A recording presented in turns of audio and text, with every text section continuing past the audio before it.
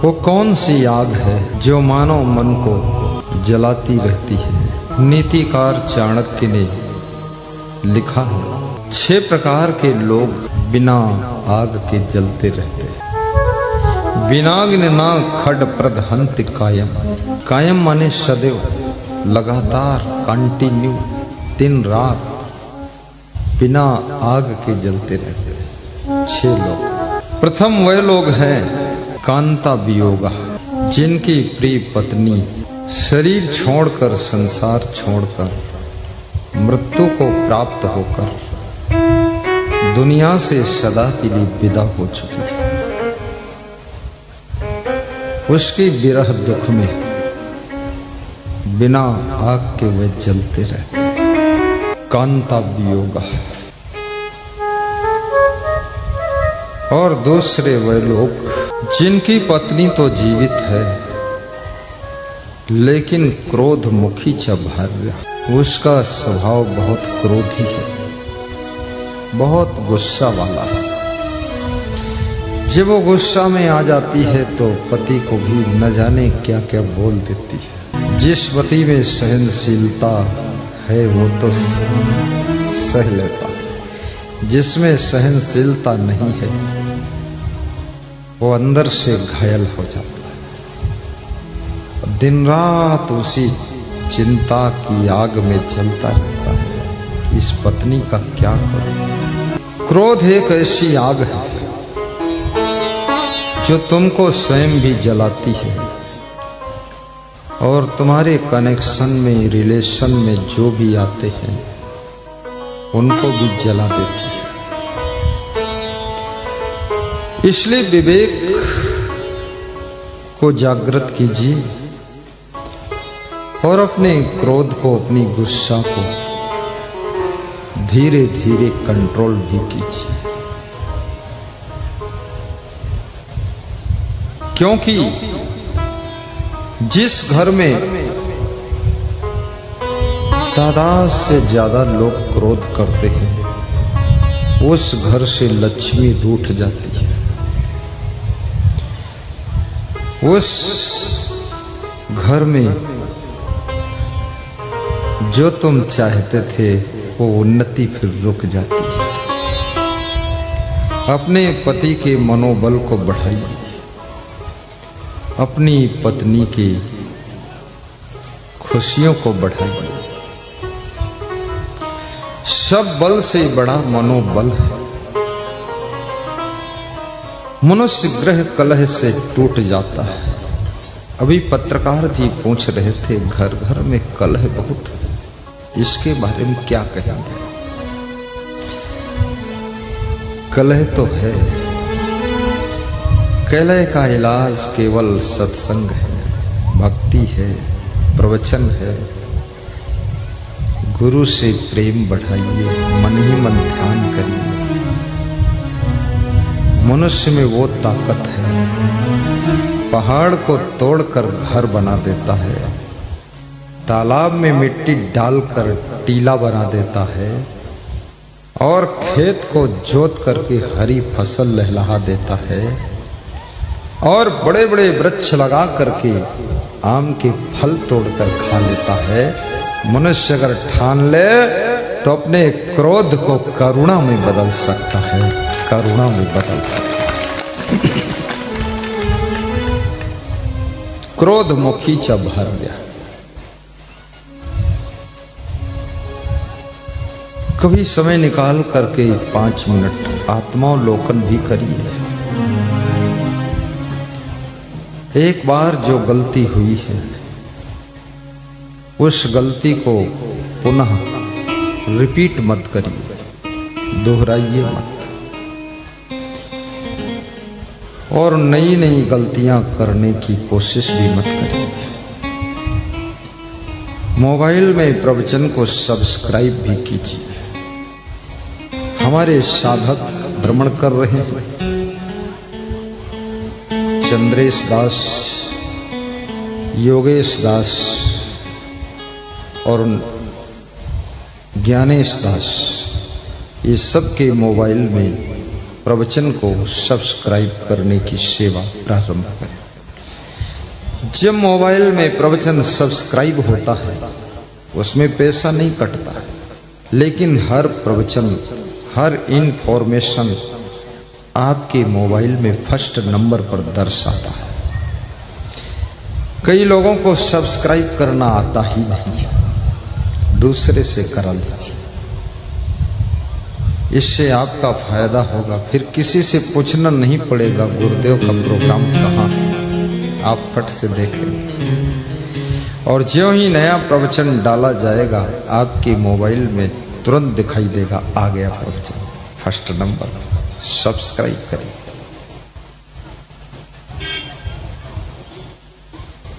तीसरे वह लोग कुभो जन्म,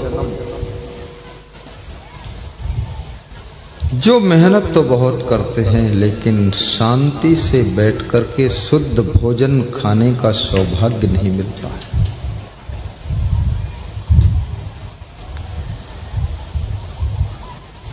विचित्र है संसार, इतने सुंदर बिस्तर हैं लेकिन बिस्तर पर सोने के लिए टाइम नहीं है। इतने सुंदर सोफा सेट हैं घर घर में, उस पर बैठने का टाइम नहीं है। कभी कुत्ते कभी बिल्ली बैठते हैं, कभी बच्चे बैठते हैं, कोई मेहमान आ गया वो बैठता है। थोड़ा 10 मिनट का समय निकाल कर निश्चिंत होकर के अपने सोफा सेट पर भी बैठिए। भोजन के एक एक लम्हे को चबा चबा कर उसका स्वाद लेकर के प्रेम से खाइए।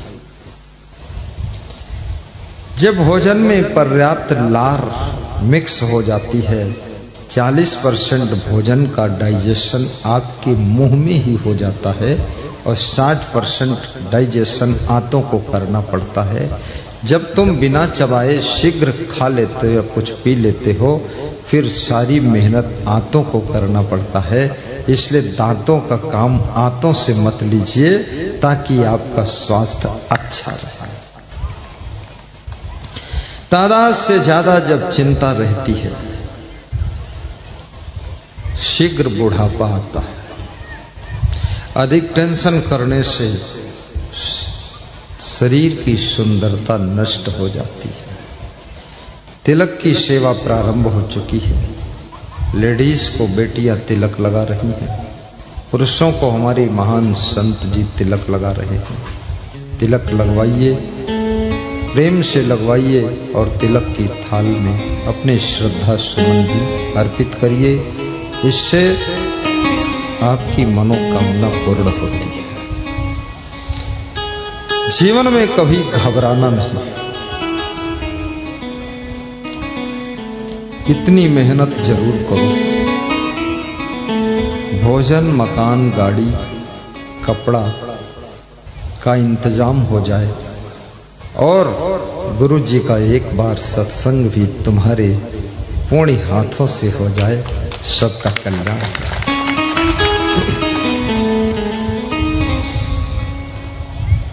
क्रोधमुखी च भार्या पुत्रस्य मूर्खा, और वह लोग जिनके पुत्र तो है, पुत्र होने की खुशी है, लेकिन पुत्र बुद्धिमान नहीं, पुत्र बुद्धू टाइप का है।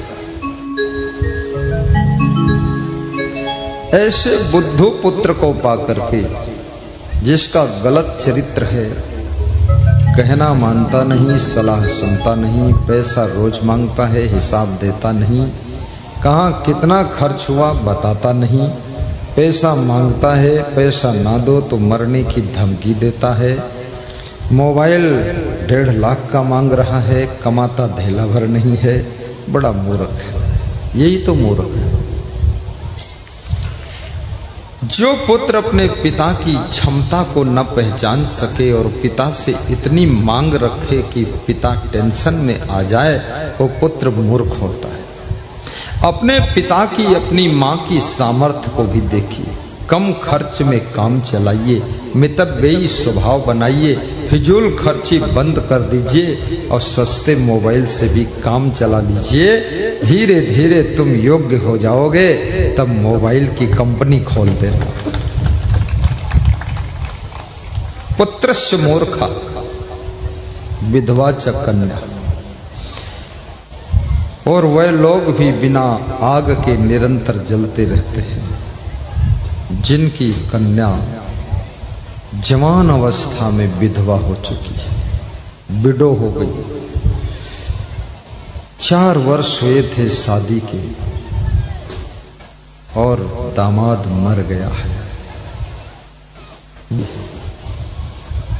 यह कन्या ने स्वयं दामाद को मार डाला। अब तो ऐसी ऐसी कन्याएं हैं, दामाद को मार भी डालते। कृपया दामाद लोग सावधान रहें। बहुत भयभीत नहीं होना है, लेकिन थोड़ा सावधानी तो रखिए। थोड़ा अपनी पत्नी के मन को भी पढ़िए, रीडिंग करिए, उसके मन का माहौल देखिए। अगर जान का खतरा दिखे तो गुरु जी के यहाँ चले आइए, कम से कम तुम जिंदा रहोगे तो ठीक है। और महिलाओं के लिए भी खतरा है। कुछ पति लोग भी अपनी पत्नियों को मार डालते हैं। बहुत बड़ा पाप हो रहा है, ये महापाप है। कितने भरोसे के साथ में कोई लड़की आपको पति बनाकर अपना पूरा जीवन अर्पण कर देती है, कम से कम उसकी जान तो मत लो। एक व्यक्ति हमारे पास में साधु बनने आया, फिर उसको मैंने देखा, उसके हाव भाव तो मैंने हटा दिया। हमने कहा घर जाइए, यहाँ ठीक नहीं। वो घर गया, शादी किया और 1 साल में ही पत्नी को गला दबाकर मार डाला। जब ये समाचार मिला तो मैंने कहा बहुत अच्छा हुआ, कहीं गुरु को ही गला दबा के मार देता तो क्या होता। इतना क्रोध, बिना क्षमा के संसार चलता नहीं है। मेरे गुरु का नाम भी श्री क्षमादेव था। ये 2 साधक इधर आ रहे, इनको अपना मोबाइल देकर सब्सक्राइब कराइए। जिनके पास मोबाइल बुला लो, इनसे इशारा दो, करेंगे नहीं, संकोच में खड़े रहेंगे। तो याद रखना, क्षमा तत्व बहुत बड़ा तत्व है। महाभारत के 5म स्कंद में जब ऋषि ने बताया कि क्षमा तीर्थ है। एक तीर्थ तो वो है जो जड़ तीर्थ है, अस्थावर तीर्थ है। प्रयागराज, हरिद्वार, अयोध्या, काशी, द्वारिका। लेकिन दूसरा तीर्थ जंगम तीर्थ है। जंगम माने चलता फिरता तीर्थ, वो सत्संग है। मुद मंगल में संत समाजू, जो जग जंगम तीर्थ राजू। सत्संग को तीर्थों का राजा कहा गया है, तुलसीदास लिखते हैं। लेकिन एक तीसरा भी तीर्थ है। वो तीर्थ है तुम्हारे सद्गुण, तुम्हारे सदाचार, तुम्हारा सुंदर चरित्र, दया, क्षमा, संतोष, विवेक, विचार। ये आपके भीतर का तीर्थ है। जिसके अंदर ये तीर्थ प्रकट हो गया, लहराने लगा, वो सुख में गोता लगाता रहता है, वो शांति से जीवन बिताता है। बोलिए सद्गुरुदेव की जय। क्षमा तीर्थम प्रेम तीर्थम। प्रेम को भी तीर्थ का स्थान दिया गया है। आज यहाँ जितने लोग बैठे हैं सब प्रेम की डोरी में बंध कर बैठे हैं। बाहर से नहीं दिखता है कोई बंधा है, लेकिन बंधे हैं, सब बंधे। और वही प्रेम की रस्सी तुमको खींच कर यहाँ लाई है। और मैं भी अगर यहाँ बिहार में बैठा हूँ तो आपके प्रेम की डोरी में बंधा हुआ। क्योंकि बिहार, झारखंड, उड़ीसा, छत्तीसगढ़, तेलंगाना, आंध्र प्रदेश, कर्नाटक, तमिलनाडु, केरल आदि आदि बहुत से प्रदेश हैं। सब जगह मैं जाता हूँ। मैं कितने करोड़ों लोगों के प्रेम की डोरी से बंधा हुआ संत हूँ। मैं कभी नहीं कहता हूँ कि मैं स्वतंत्र हूँ, आज़ाद हिंद फौज हूँ या उड़ती चिड़िया हूँ। मैं ये कुछ नहीं, मैं तो संत हूँ और आपका प्रेमी हूँ। आप जिधर घुमाते हैं उधर घूम जाता हूँ। बस ऐसा मैं संत हूँ, एक महात्मा। और प्रेम में सुख है। जब आप लोग मुझे प्रेम देते हैं, कोई रस कदम लाता है, मैं रस कदम जानता ही नहीं था रस कदम कोई मीठा होता है। समस्तीपुर गया, राम पुकार साहनी जी रस कदम लाए, तो मैंने उसको देखा, वो कदम की वृक्ष का जो फल होता उसी मॉडल का था। वो खाली कदम फल होता है, ये रस कदम, उसके अंदर रस नहीं होता, इसमें रस होता है, इसलिए रस कदम। तो उसको मैंने फोड़ा तो उसके अंदर एक गुठली जैसा निकला और उसी में रस था। तो मैं समस्तीपुर में खाया पहली बार रस कदम, और फिर बहुत खुश हुआ कि बिहार न आते रस कदम से चूक जाते हैं। रस कदम बिहार में भी प्रेम बहुत है, लोग हमारी सेवा बहुत करते हैं।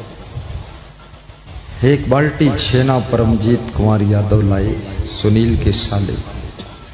संतों ने पीछे 2-2 पीस खा लिया। हमने कहा पीछे खा लो, गर्म हो जाए। कल उनके ससुर जी लाए थे सुनील के, आज साला लाया है। कल और बचा है, देखो कौन लाता है। सफेद रसगुल्ला कोई ले आएगा, और बचा है एक साला और बचा है। गुरु को थोड़ा थोड़ा खिलाना भी चाहिए। प्रेम हमेशा खिलाना भी चाहता है। जयनगर की रंजीत कुमार मेरे पास आए, बोले पूरी मार्केट छान डाला लखीसराय जिले में गत वर्ष। बोले कहीं ऐसा एसी नहीं मिला, गुरु को दे देता, गर्मी बहुत हो गई। कूलर लेकर आए, दे दिया कि इसको लगा लो ठंडी। उनकी पत्नी आई है, वो नहीं आई है, खड़ी, ये आई है वहां से। पत्नी को भेजा, तुम जाओ जाओ गोता लगाओ असंग देव के सत्संग में। ये गोता लगाने आई है, ये गोता खोर है, गोता लगा के निकल जाएगी। सत्संग में अपनी पत्नी को भी बैठने का वक्त देना चाहिए। अपने बच्चों को भी सत्संग में डुबकी लगवाना चाहिए। ज्यादा रुकने का टाइम ना हो, सुबह आइए शाम चले जाइए, लेकिन बच्चों को कभी कभी गुरु का रूबरू दर्शन कराइए, तो गुरु की तपस्या का मैग्नेट आपके बच्चे को अट्रैक्ट करेगा। और उसके बाद याद रखना, आपका बच्चा गलत राह पर जाने से रुक जाएगा। कितने लोग कहते हैं कि जब से मेरे बच्चे ने सत्संग सुना है, भक्ति में मैं पीछे हो गया, ये आगे निकल गया है, ज्यादा ध्यान लगाता है, प्रवचन सुनता है। पढ़ने में कमजोर था, पढ़ने में भी टॉप कर रहा है। गुरु से जुड़ने के बाद ठीक से मन जुड़ जाए। गुरु कभी नहीं कहता है कि पढ़ो मत, गुरु यही सिखाता है टॉप करो, क्योंकि तुम्हारा गुरु भी टॉप का है, तो गुरु के भक्त का बेटा भी टॉप करना चाहिए।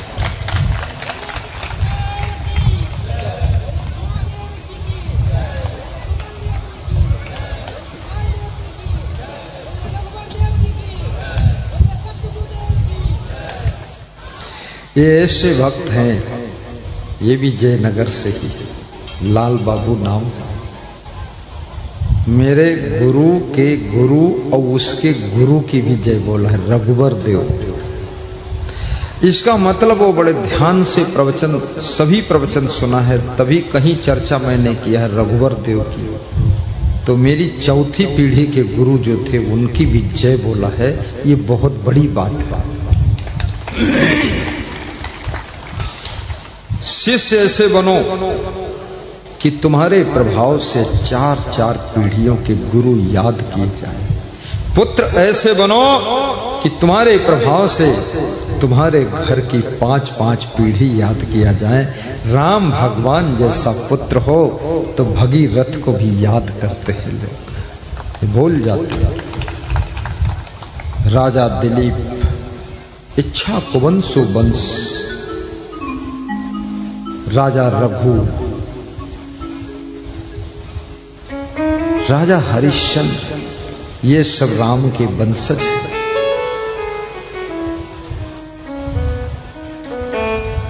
पुत्र केवल पुत्र रूप में बनकर ही मत मर जाओ, पुत्र बनो, पुत्र से भगवान बनकर आगे बढ़ो। भगवत गुण तुम में आना चाहिए। अपने माता पिता की खुशी को बढ़ाइए, सास ससुर की प्रसन्नता को विकसित कीजिए। एकेन अपि गुणवान पुत्रो निर्गुणश्च शतैवरः, एकश्चंद्रस्तमो हन्ति नच तारा सहस्रशः। डॉक्टर मनोज मस्तफापुर वाले ध्यान देना, मनोज साहब, कामेश्वर पंडित तुम भी ध्यान देना, तुम्हारे गांव भी मैं आऊंगा, ऐसा बड़ा सत्संग एक दिन करूंगा। पूरे गांव के लोग मस्तफापुर वाले तैयारी में लग जाएं, 1 साल 2 साल के बाद तुम्हारा नंबर आ जाए। बहुत अच्छा, बैठो। एकोपि गुणवान पुत्रो निर्गुणश्च सतैवरः, सैकड़ों पुत्र गुणविहीन हो, सैकड़ों ट्रक खड़े हो लेकिन सब बिगड़े खड़े हो, सब पंचर खड़े हो, सबके इंजन दग गए, फट गए हो इंजन, वो सैकड़ों ट्रक बेकार हैं। एक छोटा सा ट्रक सार्थक है जो कंप्लीट है और आपके सामान को और आपको बिठाकर सम्मान से यथास्थान पहुंचाता है। याद रखना, सैकड़ों पुत्र बेकार है जो किसी काम का नहीं, एक पुत्र भी काफी है जो आपके लोक परलोक को संवार देता है। ऐसे महान पुत्र बनो, माता पिता को तंग न करो।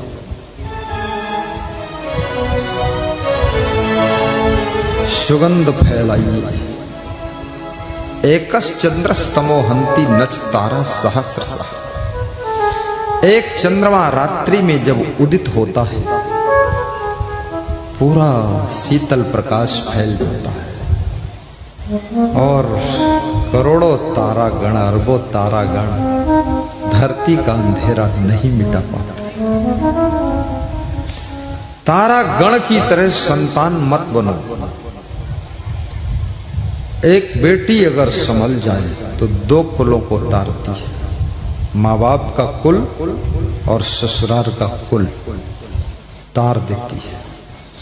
और बेटियों के सामने बहुत बड़ी चुनौती है, क्योंकि फैशन की लहर चल रही है।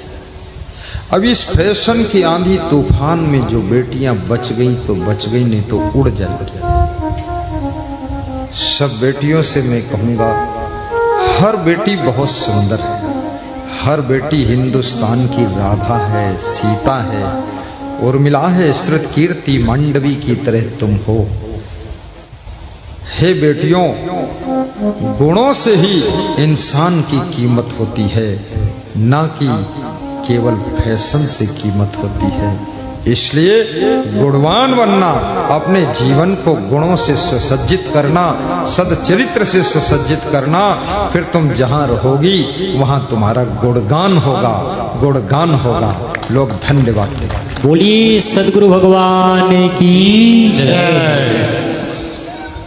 जय जय जय जय जय जय जय जय। धन्यवाद सुनील कुमार, प्रमुख आयोजक। मेरे से बहुत से भक्त लोग मिलते हैं, कहते हैं गुरुदेव बेटी का विवाह करना है, ऐसा घर मिल जाए जहां पर उल्टा पलटा खान पान ना। देखिए कैसा घर ढूंढ रहे। और दूसरे वे लोग मिलते हैं, कहते हैं हमारे बेटे का विवाह नहीं हो रहा, रुका हुआ है। और ये भी कहते हैं दहेज कुछ नहीं लूंगा, पैसा भी नहीं लूंगा, सामान भी नहीं लूंगा, तो भी बेटे की शादी नहीं हो रही।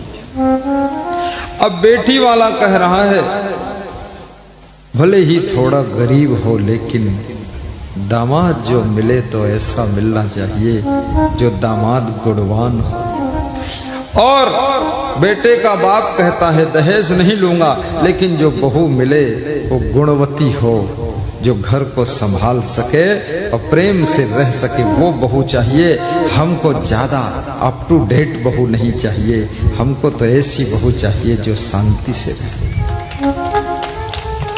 अब सोच लो जिनकी शादी नहीं हो रही, बेटे का बाप चाहता है गुणवती बहू मिले, गुणवती, कलावती, चरित्रवती, सेवाशील, प्रेम भरी बेटी हो, वो मेरी बहू बने, ऐसा तो बेटे का बाप सोच रहा है। और बेटी का बाप सोच रहा है ऐसा वर मिल जाए जानवर ना हो। कई वर तो जानवर है। ऐसा वर मिले, राजवर हो, श्रेष्ठ वर हो, जहां मेरी बेटी जीवित रहे और खुश रहे, और हमारी बेटी कभी दुखी ना हो, हमारी बेटी को जो प्रेम से रख सके, और जिसके घर में हमारी बेटी को दुख न मिले, ऐसा गुणवान दामाद चाहिए। इसलिए जो लोग दामाद बनना चाहते हैं वेटिंग में लगे हुए हैं, और जो लड़कियां दुल्हन बनना चाहती, पत्नी बनना चाहती, वेटिंग में लगी है, और तमाम एक्टिंग करती, तमाम सेटिंग करती, तमाम फैशन, डेंटिंग, पेंटिंग, एक्टिंग सब चल रहा। अरे केवल एक ही काम करना है, बेटियां गुणवती बने और बेटे गुणवान बने, और दोनों का जोड़ा लग जाए तो याद रखना यही जोड़ी तो राम सीता की जोड़ी होगी, राधा कृष्ण की जोड़ी होगी। गुणवान बहू सब ढूंढ रहे हैं, मैं भी गुणवान चेला ढूंढ रहा हूं। गुणवान चेला आए तो बहुत चेला, लेकिन थोड़े जो गुणवान थे उनको छांट लिया अपने पास। जो अवगुणी ज्यादा थे, गुरु को भी छलांग लगाते, तो हमने कहा भैया मुश्किल है। किसी आदमी के पैर में दर्द हो तो मलहम वलहम लगा के ठीक किया जा सकता है, लेकिन पूरे देह में दर्द है तो डॉक्टर भी फेल। और फिर ये भी बोल रहा है कि दर्द मोरे नस नस में, और ये नवजिया वैद क्या जाने दर्द मोरे नस नस में, लाई दे मुझे ज्ञान की बूटी, नहीं तो तोरे दर्द पैदो कर दूं नस नस में। बहुत खतरनाक है। भक्त भी ढूंढ रहा है सुयोग्य गुरु को। देखिए संसार कितना बिगड़ गया हो, बदल गया हो, चेंज हो गया हो, कलयुग हो, ये युग हो, कुछ भी हो, लेकिन हर भक्त ढूंढ रहा है कोई सही सलामत गुरु मिले तो हम उसको गुरु बना लें। गुरु बनाने की इच्छा तो बहुत है, लेकिन ठीक ठाक गुरु नहीं मिलता है। ऐसे ऐसे गुरु हैं, तमाकू निकाल कर बना कर पीट कर चेला को भी खिलाते हैं, लो थोड़ा प्रसाद। ये गुरु है, ये तो और बिगाड़ देगा तुम। ऐसे ऐसे गुरु हैं 9 बजे तक सोता है नगाड़ा बजा के। अरे राम राम, इतने बड़े बड़े पेट है, अरे गुरु रहने दो भाई। गुरु शरीर से भी कंप्लीट रहे, स्वभाव से कंप्लीट, गुणों से कंप्लीट, वाणी से कंप्लीट, ज्ञान में कंप्लीट, वैराग्य ब्रह्मचर्य में कंप्लीट, जितेंद्रियता में कंप्लीट, सदाचार में complete, perfect complete, all complete का पैकेज गुरु होना चाहिए। और जो ऑल कंप्लीट परफेक्ट पैकेज है गुरु, याद रखना, ऐसे गुरु को देख करके लोग दीवाने हो जाते और उसको गुरु बना देते। बोलिए सदगुरुदेव की जय। कितने लोग अभी मिले नहीं मुझको, अमेरिका में हैं, कनाडा में हैं, पाकिस्तान में हैं, अनेक देशों में हैं, फोन से बात हुई और उन्होंने गुरु मान लिया है। कितने विभिन्न प्रदेशों के लोगों ने गुरु मान लिया है और गुरु के लिए मिले नहीं अभी, और कोरियर से कंठी माला मंगा लिया है और पहन लिया है और मोबाइल में मंत्र सुन लिया है और उधर ही मार्केट से दान डिब्बा खरीद लिया है, नित्य दान शुरू कर दिया है और साल में गिन करके उसको गुरु जी के ट्रस्ट के अकाउंट में भेज देते हैं। तो हमने का दर्शन कभी करोगे? बोले होगा दर्शन, करूँगा दर्शन, लेकिन बहुत फंसा हुआ। किसमें फंसे हो? अरे बिजनेस भी बहुत बड़ा है, परिवार की जिम्मेदारी है, 1 घंटा रोज प्रवचन सुनता हूँ। तो प्रवचन कैसे सुनते हो, क्यों सुनते? बोले इसको ना सुनता तो अब तक तो मृत्यु हो गई थी, बड़ी टेंशन थी। बोले अब हंसता हूँ, प्रवचन सुनता हूँ। मेरी वाइफ ने पूछा 2 साल पहले हंसते नहीं थे? बोले पहले प्रवचन सुनते नहीं थे। बोले किसका प्रवचन सुनते हो? बोले इनका सुनता हूँ। तो वाइफ ने कहा तो मैं भी सुनूंगी, क्योंकि मैं हंस नहीं पाती हूँ, मेरे गुस्सा बहुत आता है। बोले वो भी सुनती है। अब दोनों सुनते हैं और दोनों हंसते हैं और दोनों खुश होकर रहते हैं। मेरे घर को आपकी वाणी ने मंदिर बना दिया, स्वर्ग बना दिया। बोलिए सदगुरु भगवान की जय। छोटा सा साउंड सिस्टम लाइए और उसमें मोबाइल को कनेक्ट करके प्रवचन मधुर मधुर बजाइए। सस्ता मत लाइए, महंगे से महंगा, जिसकी आवाज ऐसी निकले जैसे रसगुल्ला। सस्ता लाओगे तो आवाज ऐसी निकलेगी जैसे गुल्ला गुल्ला। रसगुल्ला बनाना, रस मलाई तैयार करना, मधुर मधुर प्रवचन सुनिए। सत्संग ही सुख देगा, प्रवचन ही आचरण को सुधारेगा। तो सभी बेटियां, गुरु जी की आज्ञा है गुणवती बने। गुणवती क्या होता है? इसके लिए तो कबीर साहब ने बहुत पहले ही कहा था कि मानुष तेरा गुण बड़ा। हे मानो तेरे गुण बड़े, तू बड़ा नहीं, तेरे गुण बड़े। तू शरीर के आकार में तो घोड़ा हाथी से छोटा है, व्हेल मछली से तो सब छोटे हैं, लेकिन तू अपने गुणों से ही सबसे बड़ा है। गुण पूजा स्थानम नच वयम नच लिंगम। एक राजनीति करने वाले के अंदर भी गुणों का ही खेल चल रहा है। जब मुख्यमंत्री प्रधानमंत्री चुनना होता है तो कोर कमेटी के सदस्य बैठ करके डिस्कस करते हैं कि कौन गुणवान है, उसको चुना जाए। यानी गुणवान हर जगह बाजी मारता है। साधु संतों में भी गुणवान का बहुत सम्मान है। गुणवान, बुद्धिमान आप थोड़ा कम होंगे तो भी चलेगा, लेकिन गुणवान अगर नहीं है तो नहीं चल सकती जिंदगी। इसलिए हर पत्नी को भी गुणवान बनना चाहिए, पति को भी गुणवान बनना चाहिए। आपको एक बात मैं आज चुपके से बता देता हूँ, अपने घर को खूब साफ रखना, द्वार को साफ रखना, सामान को सेटिंग से रखना, अतिथि का सत्कार हंस करके करना, और माता पिता से जब मिलना तो हंस कर मिलना। सास ससुर के पास 10 मिनट बैठना, बहुओं थोड़ा हंस के बैठना। सासू बुढ़ापे में भी हंसने लग जाए, कुछ ऐसी बात कहना, फिर देखना तुम्हारे घर में जो आज तक नहीं हुआ है आगे चंद्र वर्षों में हो जाएगा। घर में खुशियां बिखेर दो और भक्तों की सेवा करो। मेरे गांव में एक साधु रहता था, जन्मभूमि, पुराना साधु था। हमारे गांव में 6 साधु थे, लेकिन वो साधु बनकर गांव में ही रहते थे और घूम घाम के वहीं आ जाते थे। और मैं साधु बना तो मैं कभी वहां जाता ही नहीं गांव को। गांव के लोग कहते हैं सब साधु बने लेकिन ये सबसे अच्छे और महान संत बने। हमने कहा हम वहां आएंगे ही नहीं, वहां क्या काम मेरा जन्मभूमि में, जन्मभूमि की माटी खोदना है, क्या करना। तो वो साधु ऐसा मानता था कि मैं बहुत बड़ा साधु हूं, पहले से साधु हूं। उसके मन में ये था थोड़ा अहंकार टाइप से। और मुझको सोचता अरे ये तो मेरे सामने बच्चे थे छोटे। एक दिन हुआ क्या, वो उत्तर प्रदेश में कहीं गया था भंडारा खाना, तो एक गांव का भक्त उनको बुलाया, बाबा इधर आओ।